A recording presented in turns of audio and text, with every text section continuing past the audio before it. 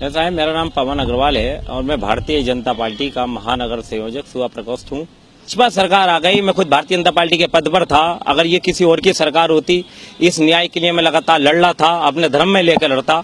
लेकिन इन अधिकारियों का ये कहना है कि भाजपा शासनकाल में उच्च जाति के हिंदू को जीने का अधिकार नहीं। अगर ये बात सत्य है तो मैं भारतीय जनता पार्टी में रह करके ही इस बात को स्पष्ट कर देना चाहता हूं कि हिंदू रहना अगर मेरा गुनाह है, उच्च जाति का हिंदू होना मेरा गुनाह है, तो इस गुनाह को मैं दूर कर देता हूं। तो क्या फैसला लिया आप? ये फैसला लिया, मैं इस्लाम धर्म अपनाऊंगा। आज जो ये चोला भारतीय जनता पार्टी का, ये तो मेरे गले में हमेशा रहेगा। फर्क इतना होगा, 1 महीने बाद जो रमजान पाक चल रहा है और आज मंगल का दिन, इस व्रत को मैं साक्षी मानकर कहता हूं कि 1 महीने बाद ये इस्लाम जो आप देख रहे हैं, ये मेरे सर पर होगा और हमेशा के लिए होगा। और इस इस्लाम को मैं अपने दिल और जान और पूरे धर्म के साथ इसका भी पालन करूंगा और इसको निभाऊंगा। लेकिन जब हाल ही में 2 महीने हो गए सत्ता को आए हुए, तो बिल्कुल साफ प्रतीत हो गया कि जनता के आंसुओं को नहीं समझा जा रहा। और पुलिस और जो अपराधी थे, अपराध लगातार बढ़ा और भ्रष्टाचार लगातार बढ़ा। इसकी जब आवाज उठाई गई, मैंने अपनी बात माननीय योगी आदित्यनाथ जी तक पहुंचाई और दिन में नहीं तो 20-20 मैंने ट्वीट भी करे, लिखित में भी दी।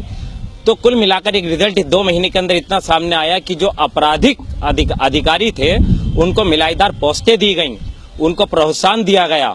और यहाँ तक कि भाजपा के नेताओं की और कार्यकर्ताओं की जो बेकदरी हो रही है, जो लगातार पिटाई हो रही है, शासन के अंदर अपराध बढ़ रहे हैं, उससे स्पष्ट हो चुका है कि भाजपा शासनकाल के अंदर अब भाजपाइयों का और भारतीय जनता पार्टी के कार्यकर्ताओं का लगातार उत्पीड़न बढ़ रहा है।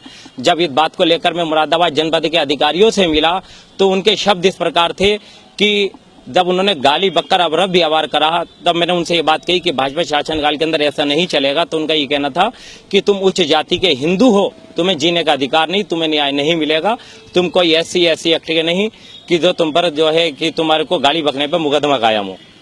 तो मैं कैसे कह सकता हूं कि आम आदमी को या पार्टी के कार्यकर्ताओं को इंसाफ मिलेगा?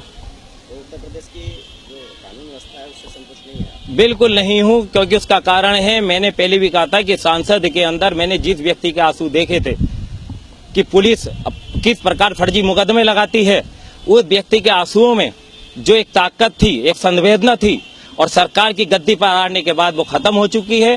आम जनता के आंसू नहीं नजर आ रहे हैं और पार्टी कार्यकर्ताओं के आंसू नजर नहीं आ रहे हैं।